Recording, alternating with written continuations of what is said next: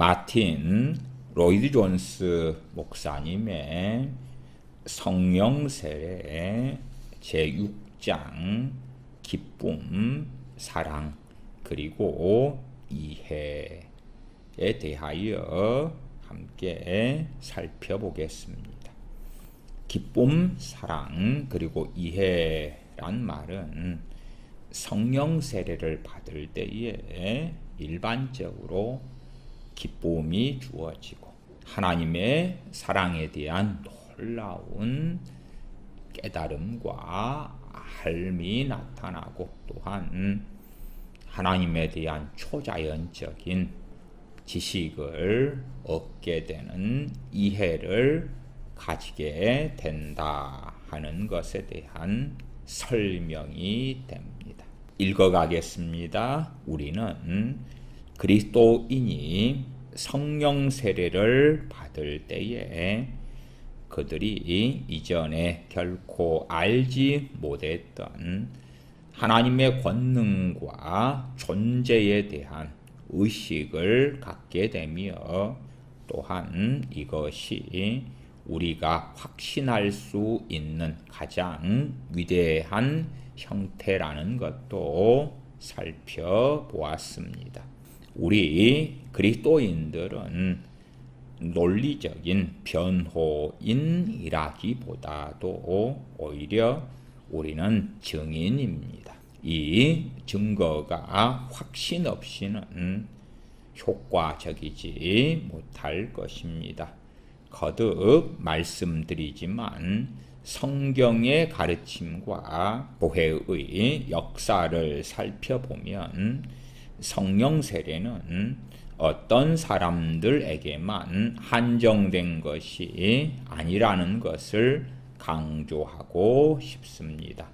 성령 세례는 사도들이나 교회 역사상 매우 특출한 사람들에게만 한정되지 않고 위대한 설교자나 지도자들이 체험한 것일 뿐 아니라 전 세기를 걸쳐 소위 평범한 사람들이 체험한 것이라고 하는 것을 다시 한번 강조하고 싶습니다. 우리가 누가복음을 볼 때에 엘리사벳이 성령 충만을 받았고 사가랴도 성령 충만을 받았다는 것을 말씀을 통해서 확인하지요. 구약시대에도 많은 사람들에게 성령님께서 임하셨고 그들이 권능을 받았고 사울의 경우는 새 사람이 된 것도 확인합니다. 사사들에게 성령님께서 임하셨기 때문에 그들이 권능을 받아서 그들의 부르심을 감당할 수 있게 되었다는 것도 압니다. 그러나 구약시대에는 일부의 사람들에게 국한되었던 성령님을 부어주심이 오순절 이후에는 평범한 그리스도인이라도 그 누구나 주님께서 성령님으로 세례해 주시는 이 복된 은혜를 받을 수 있게 되었다. 이것들은 교회사들을 통하여 누누이 우리가 확인할 수 있는 것이지요. 계속 읽어갑니다. 저는 여러분이 성령 세례는 어느 시대에나 주시는 하나님의 선물이라는 것을 깨닫게 하려고 각 세기에 걸쳐서 여러 사람들의 경험을 인용해 왔습니다. 오순절 날에 사도 베드로는 이같이 말씀합니다. 사도행전 2장 38절부터 읽어갑니다. 베드로가 가로되 너희가 회개하여 각각 예수 그리스도의 이름으로 세례를 받고 죄 사함을 얻으라. 그리하면 성령님을 선물로 받으리니 이 약속은 너희와 너희 자녀와 모든 먼데 사람 곧 우리 하나님이 얼마든지 부르시는 자들에게 하신 것이라. 이 약속은 어떠한 약속입니까? 주님을 믿는 사람들에게 성령님을 선물로 주신다는 약속이 되어집니다. 이 약속은 너희와 너희 자녀와 모든 먼데 사람 곧 우리 하나님이 얼마든지 부르시는 자들에게 하신 것이라. 그리고 사도행전 2장 41절에 보시면 그 말을 받는 사람들은 세례를 받으며 이날에 제자의 수가 3천이나 더하더라. 이 3천이나 더해진 제자들, 과연 이들은 물세례만 주님을 믿은 후에 받고 끝났겠는가? 결코 그렇지 않다는 것을 이어지는 사도행전 2장 42절 말씀을 통하여 명백하게 알 수가 있습니다. 사도행전 2장 42절에 저희가 사도의 가르침을 받아 서로 교제하며 떡을 떼며 기도하기를 전혀 힘쓰니라. 제자들이 된 3,000명의 사람들, 이러한 사람들이 기도하기를 전혀 힘쓰니라 할 때에 그들에게 놀랍게 성령님께서 임하셨다는 것을 우리는 알 수가 있는 대목이 됩니다. 또한 서로 자신의 것을 자신의 것들로 주장하지 아니하고 함께 사용하며 믿는 자들 가운데 핍절한 자가 없도록 서로 사랑하는 것도 성령 세례, 성령 충만을 받으면서 그 은혜 속에 살았기 때문에 가능했던 놀라운 초대교회의 삶의 기록이 되어지지요. 단순하게 주님만 믿었다, 주님만 영접했다, 그리고 성령 세례, 성령 충만을 안 받았는데 전혀 기도하기에 힘쓰는 삶이나 또한 자신의 것들을 내어주며 형제를 사랑하는 그 삶은 결코 쉽지 않고 가능하지 않을 뿐만 아니라 서로 어떤 개인에게는 가능할지 몰라도 믿는 자들 전체가 그러한 삶을 사는 것은 실현될 수 없는 이상향에 불과한 이야기가 될 것입니다. 계속 읽어갑니다. 그러나 지금은 20세기이기 때문에 이런 종류의 일은 더 이상 기대할 수 없다고 생각하는 아주 어리석고 무지한 사람들이 있습니다. 그러나 그러한 생각은 바로 주 예수 그리스도의 복음을 부정하는 것입니다. 이것은 하나님의 백성이 어느 때나 어느 장소에서나 받을 수 있는 것으로 이에 대한 제한은 전혀 없습니다. 사도 베드로가 증거한 복음은 주님을 믿고 주님의 이름으로 세례받고 죄사함을 받으며 주님을 믿은 후에 성령님을 선물로 받는 내용까지가 포함되어져 있었죠. 그렇기 때문에 이러한 성령 세례, 성령 충만을 받는 것, 아버지의 약속의 성취, 주님께서 성령님으로 세례해 주시는 그러한 일이 과거에는 놀랍게 성령 세례, 성령 충만을 받았지만 지금 시대에는 이론적이고 가상적이고 아무런 체험이 없음에도 받은 것으로 하자. 그렇게 주장하는 어리석고 무지한 사람들은 주님의 복음을 부정하는 것이라고 로이드 존스 목사님은 증거합니다. 계속 읽어갑니다. 교회 역사상 모든 시대에도 이 성령 세례가 있었던 것처럼 오늘날에도 성령 세례에 대한 증거들이 있음에 하나님께 감사를 드리십시다. 저는 우리 모두가 우리의 마음을 열어서 하나님의 풍성한 은총이 어떤 것인가를 알고자 합니다. 찬송가를 펴서 살펴보십시다. 구주를 생각만 해도 내 마음이 좋거든.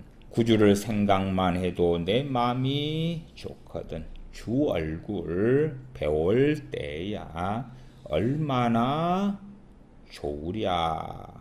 4절 보시면 예수님의 넓은 사랑을 어찌다 말하랴. 주 사랑 받은 사람만 그 사랑 할도다. 그렇습니다.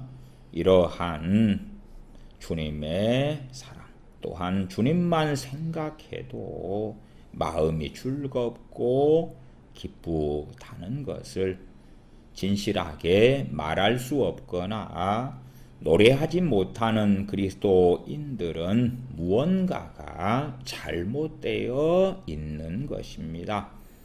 그러므로 우리는 구주를 생각만 해도 내 마음이 좋거든. 그렇게 고백하며 찬양할 수 있는 상태까지 우리는 끌어올려져야 하는 것입니다. 우리는 두 가지의 가능성 중에 어느 한 가지의 측면에 있습니다. 즉 우리가 구주를 생각만 해도 내 마음이 좋거든 이라는 이 찬송시에 있는 체험의 어떤 것을 알게 된 사람들이든지 아니면 이러한 찬송시가 우리의 마음과 전혀 상관이 없기 때문에 이러한 찬송을 즐겨 부르지 않게 되든지인 것입니다. 그러므로 그 다음 성령 세례를 받을 때에 우리들에게 일어나는 일은 기쁨과 감사라고 말씀을 드립니다. 성령 세례, 성령 충만을 받을 때에 얼마나 기쁨과 감사 가운데 하나님을 찬양했는가 하는 것은 그 어디에서보다 사도행전의 말씀에서 상세하게 드러나 있습니다. 사도행전 2장에는 이처럼 놀라운 기록들이 있습니다. 날마다 마음을 같이하여 성전에 모이기를 힘쓰고 집에서 떡을 떼며 기쁨과 순전한 마음으로 음식을 먹고 바로 이것입니다. 여기에 사도들뿐만이 아니라 우리가 그들의 이름을 모르는 3,000명도 있습니다. 이들은 평범한 사람들로 오직 이러한 기쁨과 환희의 영으로 충만한 사람들이었습니다. 집에서 떡을 떼며 기쁨과 순전한 마음으로 음식을 먹고 이 3,000명의 주님을 믿어 성령님을 선물로 받은 사람들에게 기쁨이 충만했더라. 단지 주님만 믿어 중생한 사람들에게는 이러한 놀라운 기쁨을 발견하는 일은 진실로 드물고 드문 일이지요. 계속 읽어갑니다. 데살로니가 교회에 복음이 어떻게 전파되었는가를 상기시키려고 서신을 쓴 사도 바울은 이렇게 말씀합니다. 데살로니가 전서 1장 5절 6절이지요. 이는 우리 복음이 말로만 너희에게 이른 것이 아니라 오직 능력과 성령님과 큰 확신으로 된 것이니 우리가 너희 가운데서 너희를 위하여 어떠한 사람이 된 것은 너희 아는 바와 같으니라. 또 너희는 많은 환난 가운데서 성령님의 기쁨으로 도를 받아 우리와 주를 본받는 자가 되었으니. 이 본문을 살펴보시면 많은 환난 가운데서 성령님의 기쁨으로 도를 받았다.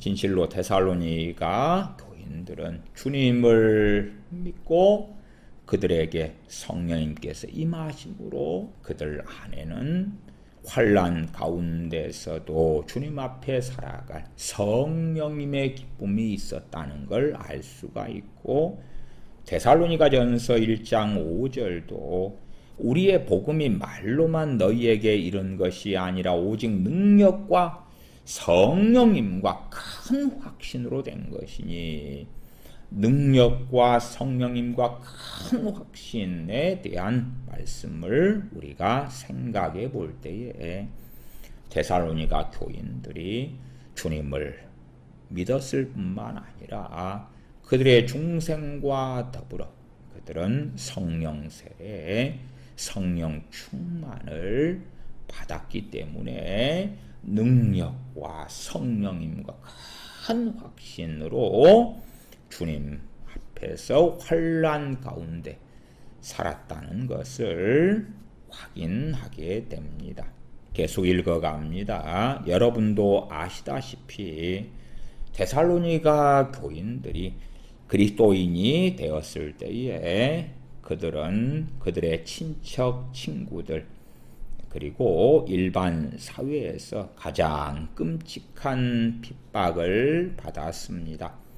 그 핍박은 아주 고통스러운 것으로 우리는 그렇게 그들이 핍박을 받았어도 거기에 핍박과 함께하는 성령님께서 주시는 기쁨이 있었음을 데살로니가 전서 1장 6절을 통하여 알게 됩니다. 사도 바울은 또한 로마에 있는 그리스도인들에게 이러한 일을 상기시켜 줍니다. 로마서 5장에서 사도 바울은 이렇게 적고 있습니다. 그러므로 우리가 믿음으로 의롭다 하심을 얻었은즉 우리 주 예수 그리스도로 말미암아 하나님으로 더불어 화평을 누리자. 또한 그로 말미암아 우리가 믿음으로 서 있는 이 은혜에 들어감을 얻었으며 하나님의 영광을 바라고 즐거워하느니라. 하나님의 영광을 바라고 즐거워하느니라.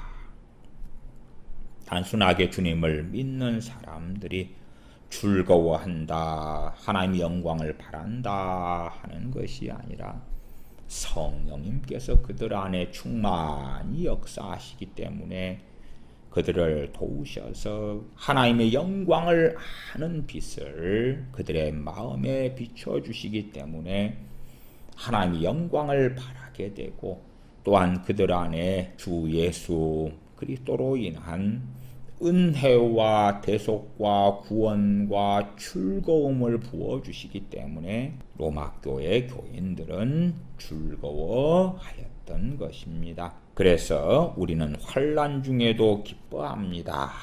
이어지는 말씀은 이는 환난은 인내를, 인내는 연단을, 연단은 소망을 이루는 줄 알미로다. 소망이 부끄럽게 아니함은 우리에게 주신 성령님으로 말미암아 하나님의 사랑이 우리 마음에 부은 바 됨이니. 우리에게 향한 하나님의 사랑에 대한 지식과 확신의 필연적인 결과는 우리가 이 큰 기쁨으로 충만하게 되는 것입니다. 그리고 베드로전서 1장 8절을 보십시오. 예수님을 너희가 보지 못하였으나 사랑하는도다. 이제도 보지 못하나 믿고 말할 수 없는 영광스러운 즐거움으로 기뻐하니. 베드로 사도는 누구에게 편지를 쓰고 있습니까? 이제 우리는 이것이 어떤 특정한 시간이나 또는 특별한 장소에서 어떠한 특별한 사람들에게만 해당된다고 생각하는 어리석은 생각에 빠지지 않도록 하십시다.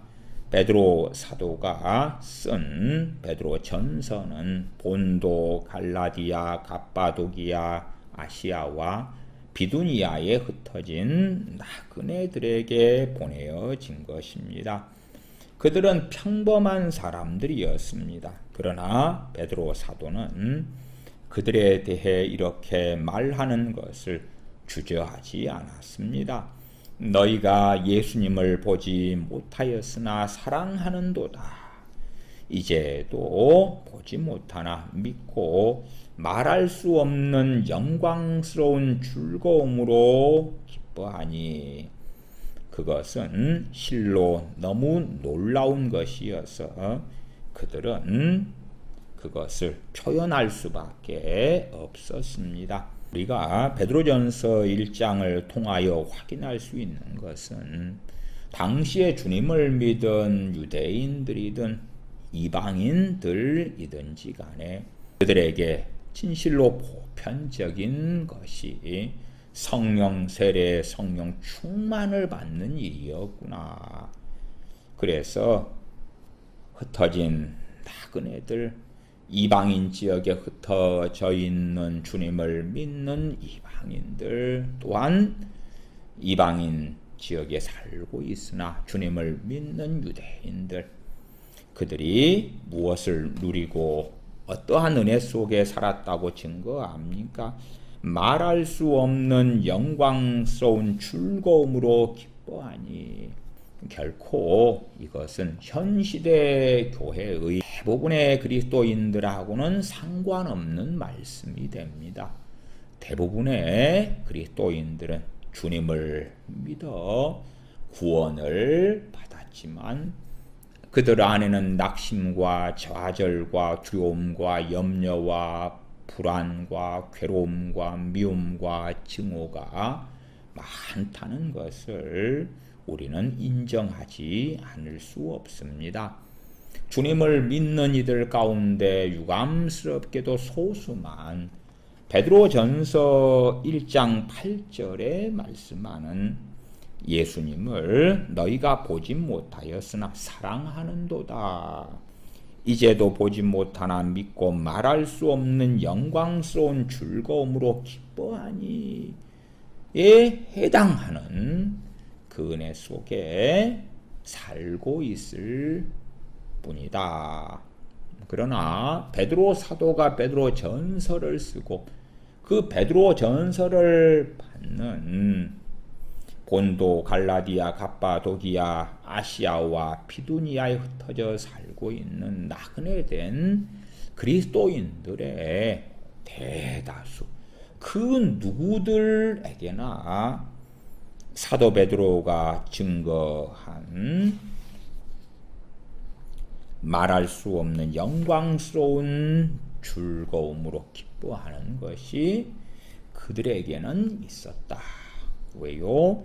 그들이 성령 세례를 받았기 때문에, 그들이 성령 충만을 받았기 때문에 한 걸음 나아가서 성령 세례와 성령 충만을 받은 다음에 그 은혜를 신속히 잃어버리는 사람들이 아니라 성령 충만을 받은 다음에, 성령 세례를 받은 다음에 그 은혜 속에서 살아갔던 믿음의 길을 걸어 같기 때문에 그러하지요. 계속 읽어갑니다. 그들은 평범한 사람들이었습니다. 그러나 베드로 사도는 그들에 대해서 이렇게 말씀합니다. 너희가 예수님을 보지 못하였으나 사랑하는도다. 이제도 보지 못하나 믿고 말할 수 없는 영광스러운 즐거움으로 기뻐하니 그것은 너무 놀라운 것이어서 그들은 그것을 표현할 수가 없었습니다. 말로 표현할 수 없는 영광스러운 즐거움 가운데서 기뻐했다. 실제로 사도 바울은 영광으로 가득 찬이라고 증거합니다. 이것은 영원한 영광의 즐거움과 환희와 행복의 기대입니다. 베드로 사도는 이러한 평범한 사람들에게 말합니다. 그리고 다시 그들이 환난과 고난의 시기를 겪었고 그들의 신앙이 매우 혹독하게 시련받았다는 것을 말하는 것을 보십시오. 또한 이것이 너희가 처한 상황이고 너희가 주 안에서 기뻐하고 말할 수 없는 영광스러운 즐거움으로 주님을 사랑하고 있다는 것을 베드로 사도는 안다고 증거합니다. 여기에서 저는 이것이 이 모든 신약의 저자들과 사도들이 강조하는 보편적인 가르침이라는 것을 보여주기 위해서 다시금 사도 요한의 증거한 말씀을 인용하려고 합니다. 사도 요한은 요한일서 1장 4절에서 우리가 이것을 쓰면 우리의 기쁨이 충만케 하려 함이로라 말씀합니다. 우리 주님께서는 떠나시기 전에 그의 제자들에게 성령님을 보내주실 것과 관련하여 약속하셨습니다. 그러면 성령 세례와 항상 관계되는 것 가운데 기쁨과 환희가 있다는 것을 우리는 아십시다. 여러분은 모든 부흥의 시대마다 주요한 특징으로서 언제나 기쁨과 찬양의 영이 있음을 봅니다. 일반적으로 찬양은 부흥의 한 부분입니다. 서서히 찬양으로 나아가는 것이 아니라 찬양이 일순간에 폭발하듯이 터지는 것입니다. 찰스 웨슬리는 찬송가 23장에 만입이 내게 있으면 그 입 다 가지고 내 구주 주신 은총을 늘 찬송하겠네. 3절에 내 주의 귀한 이름이 날 위로하시고 이 귀에 음악 같으니 참 희락되도다. 희락, 기쁨이지요. 그 당시에도 부흥의 다른 모든 시대들과 같이 찰스 웨슬리도 부흥의 때에 있었습니다. 그래서 만입이 내게 있으면 그 입 다 가지고 내 구주 주신 은총을 늘 찬송하겠네 하는 것은 가장 평범한 사람들의 마음으로 찰스 웨슬리는 그들 모두가 가슴 깊은 데서 실제적으로 느끼는 감정들을 그들을 대신하여 그들을 위해서 표현하는 글로 옮기는 은사를 받은 것이었습니다. 하나님의 백성으로서 교회 역사상 모든 위대한 부흥 중에서 그들이 겪었던 기쁨과 행복과 평화로 인해서 하나님을 찬양하는 것이 부흥의 때에 성령 세례 성령 충만을 받은 사람들의 특징이었습니다. 부흥의 첫 번째 결과는 항상 사람들을 낮추고 그들을 책망하고 그들을 영혼의 고통 속에 집어넣어서 그들로 하여금 주 예수 그리스도가 아니시면 결코 그들의 죄악 가운데 그들이 구원받을 수 없는 자들인 것을 깨닫게 하시는 것입니다. 그리고 그때 갑자기 그 깊은 죄로 인한 탄식과 고통의 심연으로부터 높은 곳으로 우리 주 예수 그리스도의 구속과 은혜와 사랑으로 인하여 끌어올려져서 기쁨과 환희가 이전의 처참함과 무가치함과 정죄의 감정과 전혀 다르게 기쁨과 환희를 부어주시는 것입니다.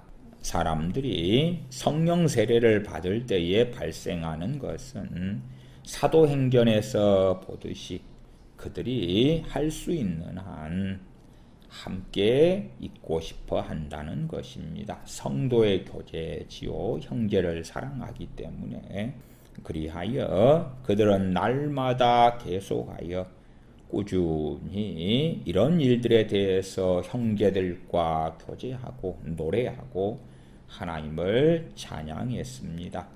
그들에게는 이것이 모든 것 중에서 첫 번째의 일이었습니다. 세상 사람들이 그리스도인들을 볼 때에 그리스도인들에게 주의를 기울이게 되는 것은 그리스도인들이 과연 평안하고 기쁨 속에 살고 환희 속에 사는가 하는 것입니다. 초대교회는 그리스도인들이 성령 충만을 받아서 기쁨과 즐거움과 환난 중에도 기쁨 속에 살았기 때문에 기독교가 고대 세계를 정복했다고 말씀을 드립니다. 고대 사회에서 세상 사람들이 그리스도인들을 볼 때에 그리스도인들이 가지는 놀라운 기쁨을 그들은 보게 되었습니다. 세상이 그들을 감옥에 집어넣고 심지어 그들을 죽게 한다 할지라도 그들은 계속 기뻐하며 환난 중에서도 기뻐했던 것입니다. 우리가 우리 자신의 개인적인 일상생활 속에서 이 성령 세례에 대한 가르침을 이해하고 성령 세례를 체험하는 것보다 더 중요한 것은 없을 것입니다. 이제 여러분에게 신약의 가르침을 제시하겠지만 저는 이것을 여러분들께 확신시켜 드리기를 원합니다. 때때로 실제적인 이야기나 사례들이 도움을 주기 때문에 몇 가지의 구체적인 사례들을 더불어 말씀드립니다. 1650년대 런던의 화이트홀에서 한동안 올리버 크롬웰의 목사였던 존 호우 목사의 예를 인용하겠습니다. 존 호우 목사는 특별한 지식을 가진 사람으로 분별력이 있는 아주 박식한 사람이었습니다. 존 호우 목사가 죽었을 때에 그의 성경 여백에서 몇 편의 시를 발견하게 되었습니다. 그 시를 읽어드리면 나는 오랫동안 신앙의 목표들에 대한 확고하고 의심 없는 동의 외에도 그것들에 대한 생생하고 향기로운 맛과 흥미가 필요하다는 것을 심각하게 반복하여 생각해 봤습니다. 존 호우 목사님이 성경을 보면서 말씀에 동의하고 믿고 그러지만 그 이상의 것, 그것들이 필요하다고 심각하게 심각하게 반복적으로 오랫동안 생각해 왔었다. 계속 읽어갑니다. 그리고 더 강한 힘과 더욱 왕성한 활기를 가지고 그것들이 내 심령의 가장 깊숙한 곳을 관통하며 거기에다 깊이 뿌리를 내리고 고정시킴으로써 나의 생활을 지배해야 한다고 생각했습니다. 후에 나는 설교 도중에 고린도후서 1장 12절 즉 우리 양심에 증거하는 바니 이것이 우리의 자랑이라는 말씀이 크게 부딪혀 왔습니다. 그리고 바로 오늘 아침 당시가 1689년 12월 26일이었습니다. 바로 오늘 아침에 하나님의 높은 보좌에서 흘러나오는 놀랍고도 풍성한 천국의 광선이 나의 열려지고 넓혀진 가슴에 밀려 들어왔습니다. 나는 특별한 하나님의 사랑에 대한 그 놀라운 확신으로 말미암아 종종 그 기억되는 날을 뚜렷이 회상해 왔습니다. 그리고 반복되는 그 신선한 즐거움으로 그것에 대한 기쁨을 맛보아 왔습니다. 존 호우 목사님이 그 반복되는 그 신선한 즐거움으로 반복됐다. 그 말은 그분이 성령 충만을 계속하여 반복적으로 받았다. 그것이지요. 계속 읽어갑니다.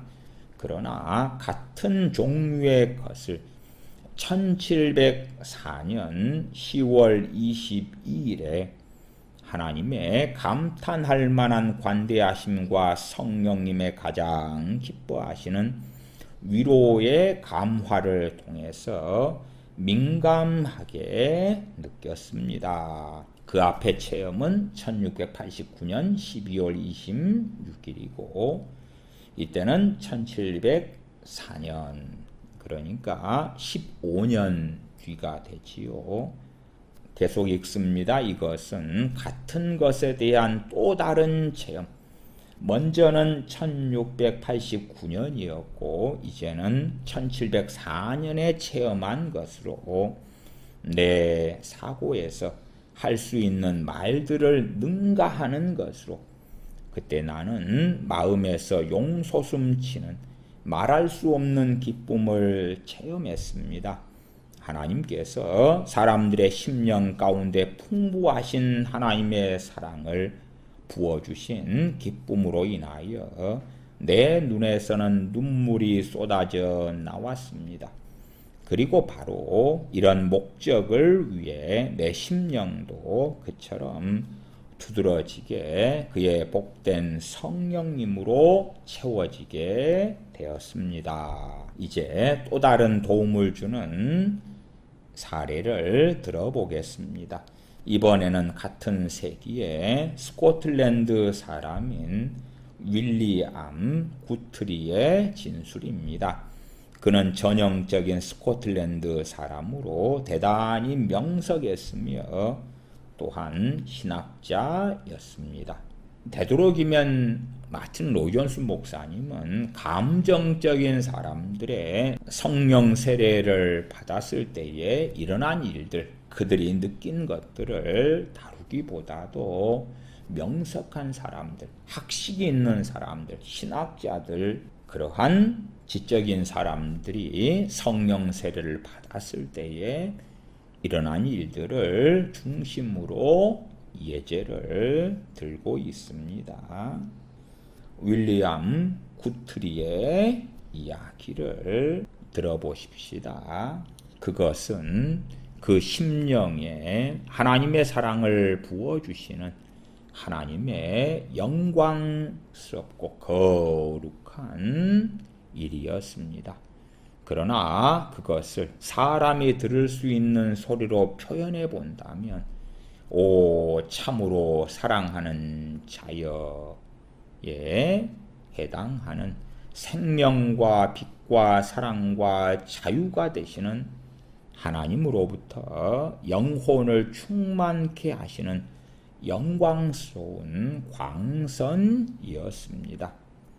이것은 거의 전적으로 사람을 주님의 형상대로 이끄시며 그를 주장하심으로 지금 현재의 임재를 제외하고는 모든 것을 잊어버리도록 하시는 거룩한 하나님의 임재였습니다.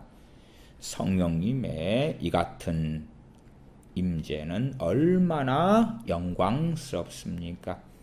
여기에서 우리의 믿음은 충만한 확신으로 살아나서 전적으로 하나님의 임재를 알게 됩니다. 이것은 참으로 임재의식이라는 제목이 붙여질 만한 것으로 모든 신자들에게 주어지지는 않습니다. 실제로 제가 반복적으로 말씀을 드렸습니다만 모든 그리스도인들이 은혜로 성령님을 선물로 받는 그 은혜의 자격을 주님으로 인하여 얻게 되었습니다. 그러나 성령 세례, 성령 충만을 받는 그리스도인들은 유감스럽게도 그렇게 많지 않아 왔더라. 그래서 눈이 하나가 있는 사람들이 사는 동네에 눈 2개 가진 사람들이 들어가면 오히려 눈 2개 가진 사람들이 장애인 취급을 받게 되는 세대에 우리는 살고 있지요. 계속 읽어갑니다. 세 번째로 주목할 만한 경우는 모든 시대에 있어서 위대한 천재들 중에 한 사람인 블레스 파스칼입니다. 그는 17세기의 사람으로 불란서에서 살았고 로마 가톨릭 교도였습니다. 그는 그의 영혼과 그의 구원에 관한 큰 관심을 가졌던 사람이었습니다. 파스칼은 훌륭한 사상가요 철학자로 많은 것을 읽고 이야기했습니다. 또한 그는 수학적 실험을 지도했으며 수학 강의도 했습니다. 그는 그 당시 파리에서 과학 분야의 순회였습니다. 그가 죽었을 때에 사람들은 종이 쪽지에 그가 무엇인가 써 놓았던 것을 발견했습니다. 그 쪽지는 파스칼의 셔츠 안쪽에 꿰매어 붙여 놓은 것이었는데 그가 가졌던 주목할 만한 체험에 대하여 설명해 놓은 것이었습니다. 그 쪽지의 내용을 읽어봅니다. 1654년 은혜의 날 밤 약 10시 30분부터 자정이 지난 약 30분까지 여러분은 모든 시대에 있어서 가장 위대한 수학자들 가운데 한 사람의 체험을 듣고 있습니다. 아브라함의 하나님, 이삭의 하나님, 야곱의 하나님. 그러나 철학자들이나 현인의 하나님은 아니십니다. 철학자들이나 현인들이 자신들의 지혜로 하나님을 알려고 하지만 알 수 없다. 안전, 감동, 기쁨, 평화. 예수 그리스도의 하나님. 하나님께서는 나의 하나님이 되실 것입니다. 파스칼은 그에게 풍성하게 임했던 체험 중에서 그가 회상할 수 있는 최상의 것들을 적고 있습니다. 오 의로우신 아버지시여, 세상이 당신을 알지 못하였나이다. 그러나 나는 당신을 아옵나이다. 기쁨, 환희의 눈물. 나는 당신으로부터 떠나 있었나이다. 나의 하나님 어찌하여 나를 용서하셨나이까? 내가 당신에게서 영원히 떠나 있지 않을 것입니다. 나는 스스로 주님에게서 떠나 있었습니다. 나는 도망치고 부인했으며 주님을 십자가에 못 박았습니다. 결코 내가 주님에게서 떠나지 않게 하소서. 주님께서 나를 주장하십니다. 오직 복음에서 가르치신 길로만 유쾌한 전적 포기. 그때부터 블레스 파스칼은 세상과 그의 모든 수학적 관심과 추구를 버리고 포르로얄에 있는 당시 잔센파라고 하는 단체에 가입했습니다. 거기서 그는 그의 유명한 작품들, 즉 아주 지대한 영향을 끼친 서한집과 명상록을 쓰기 시작했습니다. 그는 위대한 철학자요 과학자였습니다. 그러나 그가 참으로 지식과 이해에 도달한 것은 바로 이 체험에서였습니다. 그래서 파스칼이 다른 모든 것들보다 강조하는 것이 바로 환희, 환희, 환희의 눈물입니다. 이것은 베드로 사도가 그의 첫 번째 편지 첫 장에서 언급하고 있는 말로 할 수 없는 영광스러운 즐거움입니다. 여러분, 제가 여러분께 말씀드리는 모든 것은 우리들 모두가 이와 같은 것에 대해 알아야 한다는 점입니다. 우리가 정말 그것을 알고 있습니까? 이것은 여러분이 노력해서 만들어낼 수 있는 어떤 것이 아닙니다. 그때 파스칼이 집회에 참석하고 있었던 것이 아닙니다. 또한 파스칼이 찬송을 끝없이 부르거나 아니면 흥분의 도가니로 격양된 것도 아니었습니다. 성령님께서 활동하고 계실 때에 여러분이 노력할 필요는 없습니다. 그가 홀로 이 모든 것을 행하시는 것입니다. 우리가 그분을 보지는 못하지만 말할 수 없는 영광스러운 즐거움이 있습니다. 흩어진 나그네들은 베드로 사도처럼 실제로 육체적으로 주님을 배웁지는 못했습니다만은 육체의 눈으로 주님을 보는 것이 필요한 것이 아닙니다. 주님께서 성령님을 우리에게 보내셨고 성령님을 통하여 하나님에 대한 지식. 자, 그러면 우리가 성령 세례를 받을 때에 우리에게 일어나는 일로 소망에 대하여 살펴보십시다. 성부 하나님과 주 예수 그리스도를 영광스럽게 하는 소망이 우리에게 있게 됩니다. 제가 반복하여 말씀드립니다마는 성령 세례, 성령 충만을 받았다. 그리고 그에 대한 우리의 반응이 있다고 말씀을 드렸어요. 성령 세례, 성령 충만을 받은 사람들이 그 놀라운 하나님의 사랑의 부어짐, 또한 죄를 깨닫고 우리의 반응이 회개함으로 나아가서 하나님의 그 놀라운 사랑, 우리 주 예수 그리스도의 그 크신 사랑과 은혜를 받은 우리가 하나님을 영화롭게 해야 되겠구나, 주님과 동행해야 되겠구나 하는 반응을 할 수도 있고 하지 않을 수도 있는 거예요.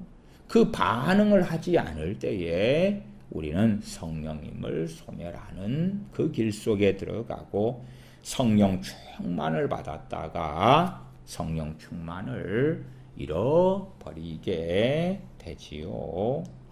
그래서 일확천금식으로 성령 세례, 성령 충만을 받을 때에 실상은 천편일률적인 결과가 있지는 않습니다. 어떤 사람은 은사가 동반되기도 하고 그렇지 않기도 하고, 어떤 사람은 죄를 깊이 깨달으며 눈물과 통해의 자복으로 하나님께 나아가게 되기도 하고, 어떤 사람은 기쁨과 자유함과 환희가 나타나기도 해요.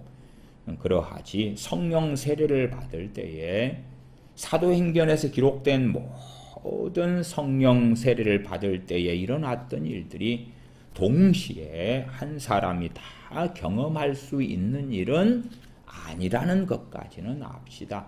또한 성령 세례를 받았으면 무조건 그런 결과가 나타난다, 그것도 아닙니다. 성령 세례를 받았는데 우리가 그에 대한 반응을 어떻게 할 것이냐 하는 것은 각자가 선택하는 것입니다. 그 선택으로 인하여 성령 충만이 지속될 수 있고, 아니면 성령 충만한 그 은혜가, 하나님을 아는 지식과 영광이 신속하게 거두어질 수도 있는 것입니다. 계속 읽어갑니다. 우리 주 예수 그리스도는 성령님에 관하여 말씀하실 때에 그가 나를 영화롭게 하실 것이다 라고 하셨음을 기억하시는 것이 중요합니다. 성령님은 그 자신이 아니라 특히 주 예수 그리스도를 영화롭게 하려고 보내심을 받았습니다. 예수 그리스도는 그가 아버지를 영화롭게 하려고 오셨다고 말씀하셨습니다. 그리고 실제로 항상 주님께서는 아버지를 영화롭게 하셨고, 사람들의 관심과 주의를 아버지께로 돌리시려고 행하시며 말씀하셨습니다. 때때로 주님께서 숨으심으로 사람들이 주님을 발견하지 못할 때도 있었습니다. 왜냐하면 주님께서 자신이 영광 받으시는 것을 원치 않으셨기 때문입니다. 주님께서는 아버지 하나님을 영화롭게 하려고 오셨고, 또한 주님께서 말씀하시기를 성령님께서 나를 영화롭게 하려고 오신다고 말씀했습니다. 그러므로 성령님의 사역 중에 가장 위대한 시금석 중에 하나는 성령 세례에 있어서 주 예수 그리스도를 영화롭게 하려는 것입니다.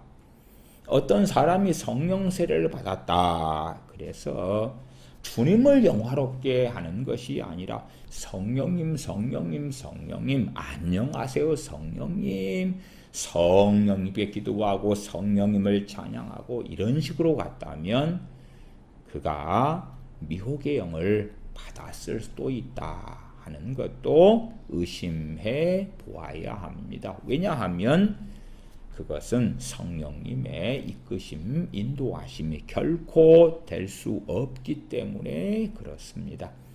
이 마틴 로이존스 목사님이 설명한 이 내용을 제가 기도에 대하여 설교할 때 등에도 자주 말씀드린 것입니다. 누구에게 기도할까? 또한 성령 하나님께서는 삼위일체 하나님이시지만 자신의 영광을 위하여 임하시지 않으셨습니다. 주님을 영화롭게 하려고 임하셨기 때문에 우리가 성령 하나님께 기도하는 것, 그것이 옳지 아니하고 그것이 성령님께서 이끄시는 것이 결코 될 수 없다는 것은 반드시 기억하십시다. 계속 읽어갑니다. 성령 충만을 받은 사람들이 하는 첫 번째 일은 하나님을 찬미하며 주 예수 그리스도를 영화롭게 하는 것입니다.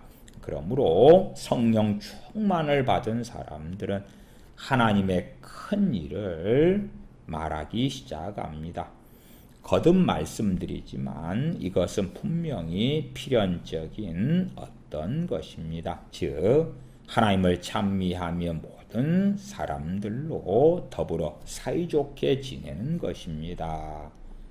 물론 저는 지금 앞에서도 그렇지 않다고 말씀을 드렸어요.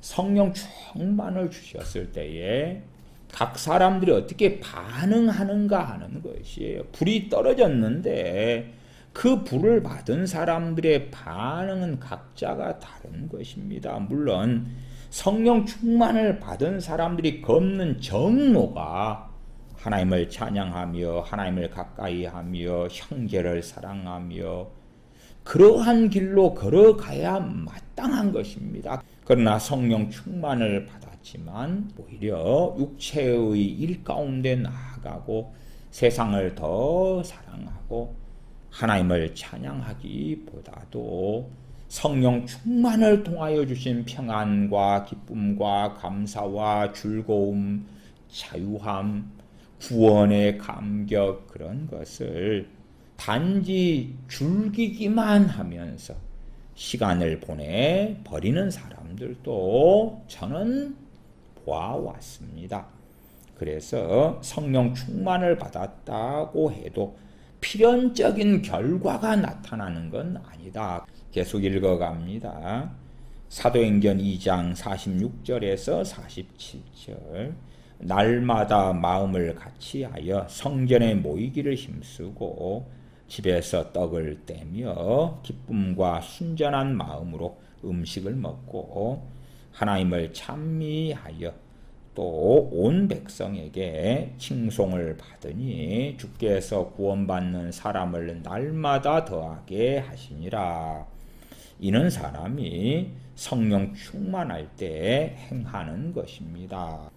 즉 하나님을 찬미하며 하나님을 영화롭게 하고 하나님에 관한 것을 다른 사람들에게 증거하며 특별히 주 예수 그리스도를 영화롭게 하기를 원하게 됩니다. 오순절 날에 성령 충만을 받았던 사람들이 다시금 성령 충만을 받게 되었다 하는 사도행전 4장을 읽어보십시오. 여러분은 베드로와 요한 사도가 붙잡혀 있다는 것을 기억하실 것입니다. 그들도 공회에서 심한 질책을 받았고 더 이상 예수님의 이름으로 설교하거나 가르치지 말라는 조건으로 노임을 받았습니다. 그래서 그들은 교회 앞에 이 모든 사실을 고했습니다. 그리고 그들 모두가 일심으로 기도하기 시작했을 때에 성령 충만을 받게 되었습니다. 빌기를 다함에 모인 곳이 진동하더니 무리가 다 성령님이 충만하여 이것은 성령님께서 다시 그들에게 임하셨음을 의미합니다. 그리고 담대히 하나님의 말씀을 전하니라. 사도들이 큰 권능으로 주 예수님의 부활을 증거하니 무리가 큰 은혜를 입어 여러분도 아시다시피 청년 사울이 개종했을 때에 아나니아가 그를 방문했고 청년 사울은 아나니아의 안수함을 통하여 성령 세례를 받았습니다. 이것이 사도행전 9장 20절에 이렇게 기록되어 있습니다. 즉시로 각 회당에서 예수님의 하나님의 아들이심을 전파하니 이것이 언제나 성령 세례의 즉각적인 결과입니다. 저는 그렇지 않다고 말씀을 드렸어요. 저 같은 경우도 성령 세례를 받은 다음에 주님을 증거하기 시작했습니다. 그래서 어떤 면에서는 사도 바울 되는 청년 사울이 성령 세례, 성령 충만을 받은 다음에 주님을 증거한 것처럼 그렇게 했습니다마는 그러나 그것은 성령 충만, 성령 세례를 받은 사람들이 각자가 선택하는 길인 것입니다. 그렇지, 저 사람은 성령 충만을 받았다고 하는데 복음을 전하지 않네. 그러니까 성령 세례를 받은 것이 아니야, 가짜야. 그러면 안 됩니다. 저는 많은 사람들이 성령 세례, 성령 충만을 받은 것들을 보아왔습니다. 그러나 동일한 성령 충만을 받았어도 어떤 사람은 청년 사울처럼 주님을 증거한 사람이 있고, 어떤 사람은 찬양하는 사람, 어떤 사람은 더 깊은 기도 가운데 나아가는 사람, 어떤 사람은 자신의 죄들을 고백하면서 이웃과의 관계를 회복하는 데 집중하는 사람 등등 다양한 각 사람마다의 결과가 틀렸습니다. 심지어는 성령 세례, 성령 충만을 받았다 할지라도 찬양하며 기도하며 예배 가운데 나아가며 복음을 증거하며 그런 것들과는 아무 상관없는 길을 걸어갔던 상당한 사람들도 있었습니다. 계속 읽어갑니다. 성령 세례의 그 다음의 결과는 빛과 이해인데, 성령님께서 항상 이것을 주십니다. 빛과 이해. 하나님을 아는 빛, 우리 주 예수님을 아는 빛, 또한 진리를 아는 이해를 주신다. 성령님은 진리의 영이심으로 사람들이 성령 세례를 받을 때에 그들에게 이전에 몰랐던 진리를 알게 하십니다. 오직 성령 세례의 시금석은 그것이 사람을 진리와 진리에 대한 이해로 이끄는가 그렇지 않는가입니다.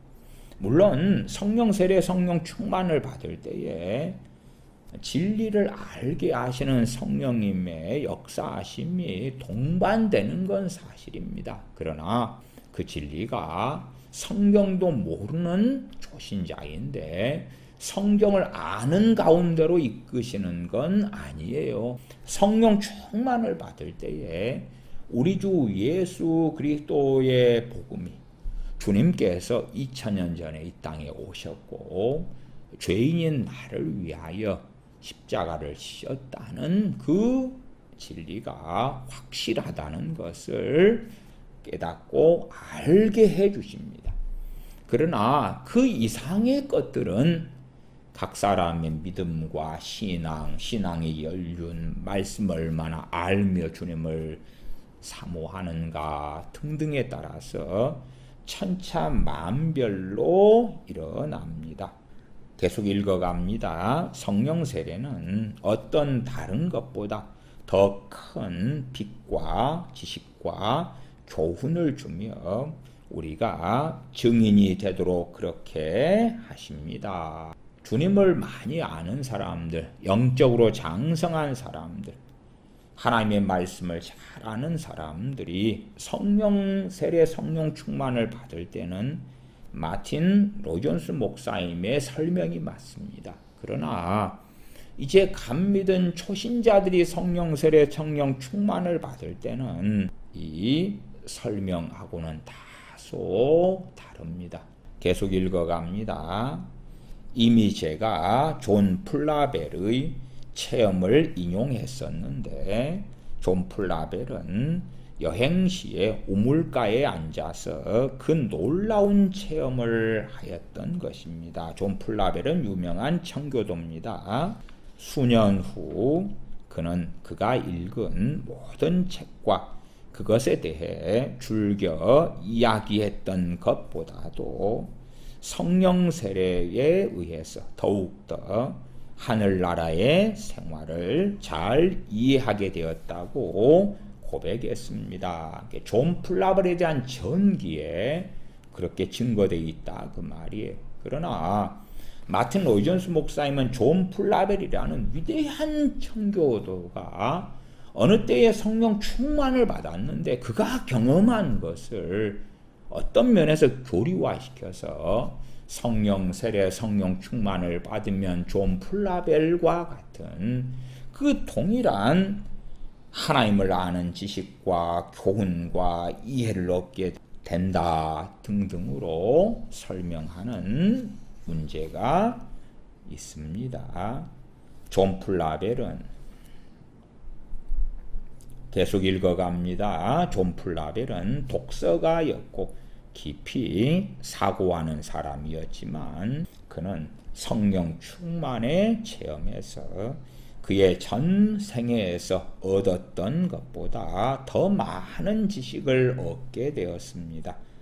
제가 이미 앞에서 인용한 파스칼에게서도 그와 같았는데 파스칼은 이렇게 말했습니다. 하나님, 살아계신 하나님, 당신은 철학자와 현인의 하나님이 아니십니다. 파스칼은 철학자였으며 위대한 사고와 이해를 위해서 노력해 왔었습니다.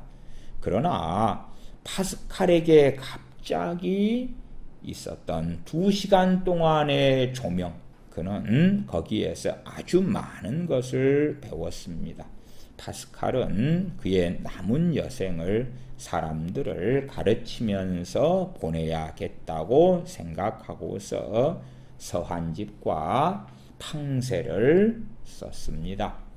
그러나 여러 면에 있어서 이 특이한 점에 가장 놀라운 경우는 다름 아닌 토마스 아퀴나스에게서 찾아볼 수 있는데 그는 로마 가톨릭 교회에서 존경받는 사람입니다. 1879년 교황은 토마스 아퀴나스가 로마 가톨릭 교회의 신학자이며 스승이라고 선포했습니다.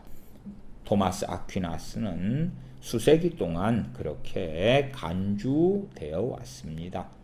그는 12세기에 살았던 사람으로 대부분의 로마 가톨릭 교리는 이 토마스 아퀴나스의 가르침에 기초를 두고 있습니다. 명백하게 마틴 로이전스 목사님은 천주교를 옹호하지 않습니다. 그리고 명확하게 천주교는 이단이라고 밝히고 얼마나 천주교가 이단인지에 대하여 그분은 설교해 왔고 책을 썼습니다. 그러니까 오해하시지 말 것은 이 천주교의 스승인 토마스 아퀴나스를 옹호하면서 예를 들고 있는 것이 아니다. 그 말이에요. 계속 읽습니다. 오늘날 토마스 아퀴나스의 수많은 작품 중에 유명한 작품 신학대전, 즉 신학총론 또는 하나님에 관한 지식은 항상 로마 가톨릭 교회의 표준 교과서가 되고 있습니다. 아퀴나스는 위대한 사상가요, 뛰어난 철학자였습니다. 우리 개신교의 입장에서 볼 때에 토마스 아퀴나스는 그리스의 철학자인 아리스토텔레스의 철학을 취하여 기독교의 신앙에 적용시킴으로써 교회에 큰 해를 끼친 사람입니다. 이처럼 해서는 안 될 것들을 아퀴나스는 그의 뛰어난 지성으로 사람들을 어리석게 만들고야 말았습니다. 토마스 아퀴나스의 가르침의 본질은 죽음을 면치 못하는 인간이 하나님을 직접 체험한다는 것은 불가능하다는 것입니다. 그는 말합니다. 당신이 감지하고 보고 느낄 수 있는 사물들과 그리고 그때 그것들에 적용되는 이성에 의한다. 이성. 토마스 아퀴나스가 계속 강조해 왔던 것은 이성입니다. 이성. 보지 못하는 영적 세계, 보이지 않는 하나님을 어떻게 체험하냐. 이성. 그런 것에 대한 무수한 글과 책들을 써왔었습니다. 계속 읽어갑니다. 그러나 여기에 토마스 아퀴나스에 관한 믿을 만한 확실한 그가 경험했던 이야기가 있습니다. 여러분은 토마스 아퀴나스가 죽기 전에 경험했던 일이 대부분의 정기들에서 동일하게 발견할 수 있을 것입니다. 토마스 아퀴나스가 경험한 것을 전기를 통하여 말씀을 드립니다. 아퀴나스는 어떻게 인간이 비물질적인 현실에 직접적인 접촉을 갖지 않는가를 논증하면서 영적인 것, 살아계신 하나님, 영이신 하나님의 직접적인 접촉을 가질 수 없다. 그런 것을 논증하면서 그의 전 생애를 다 보낸 후에 죽기 조금 전에 그가 더 이상 쓰지 못한 하나님에 대한 압도적이며 직접적인 체험을 하게 되었습니다.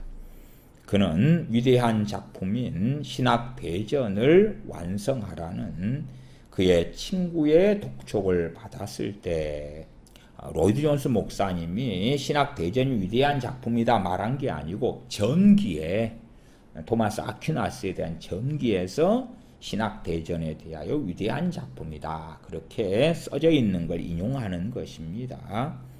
신학대전이라는 정말 로마 가톨릭의 교과서 같은 그 책을 아퀴나스는 다 완성하지 못하고 죽었는데, 그가 죽기 얼마 전에 그의 친구가 이 신학대전을 완성을 해라, 그렇게 독촉을 했을 때에 토마스 아퀴나스는 이렇게 대답하였습니다. 나는 더 이상 어떤 것도 할 수가 없다. 왜냐하면 이러한 일들이 내게 나타나 내가 썼던 그 모든 것이 지푸라기처럼 보여서 지금 나는 나의 삶의 마지막을 기다리고 있다.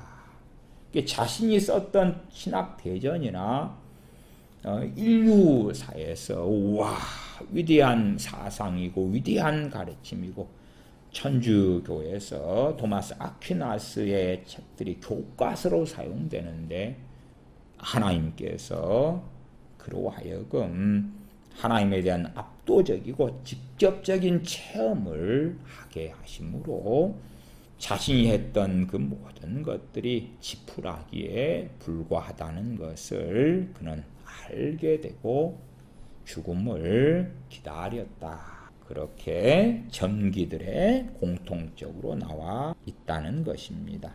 계속 읽어갑니다. 바로 그것입니다. 토마스 아퀴나스의 천재성과 총명함이 나타내며 증명하고 있듯이 그는 갑자기 신학대전이라는 로마 가톨릭의 교과서를 별 볼 일 없는 지푸라기로 만들어버린 하나님에 대한 체험을 했던 것입니다. 아퀴나스는 하나님을 알게 되었고 체험하게 되었습니다.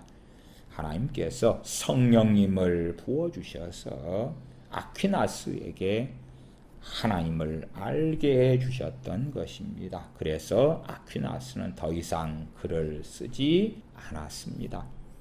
이것은 이해할 수도 없고 이치에 맞지도 않으며 실제로 이해의 범주를 넘어선 어떤 것이지만, 하나님께서는 성부와 성자 성령 하나님이시며 절대적인 확실성과 빛과 지식과 진리 그 자체이십니다. 성령 세례를 받은 사람에게 주어지는 것은 빛과 지식과 이해입니다. 이에 관해 사도 바울은 이렇게 말합니다. 고린도전서 2장 8절과 10절에 이 지혜는 이 세대의 관원이 하나도 알지 못하였나니 만일 알았다면 영광의 주를 십자가에 못 박지 아니하였으리라. 오직 하나님이 성령님으로 이것을 우리에게 보이셨으니 성령님은 모든 것 곧 하나님의 깊은 것이라도 통달하시느니라. 믿는 사람들이 성령 세례와 성령 충만을 받을 때에 놀라운 지식, 하나님에 대하여 아는 것, 우리 주 예수 그리스도의 복음의 확실성, 하나님의 살아계심과 주님의 살아계심, 하나님의 현현에 대한 것들을 깨닫고 알며 누리게 되어집니다. 그러나 결코 성령 세례 성령 충만을 한 번 받았다 해서 다 알고 깨닫고 누리게 되는 것은 결코 아닙니다. 때때로 단 한 번 성령 세례 성령 충만을 받은 다음에 나는 다 알았어 보았어 그러한 망상 속에 들고야 많은 교만에 빠진 사람들도 저는 간혹 보았습니다.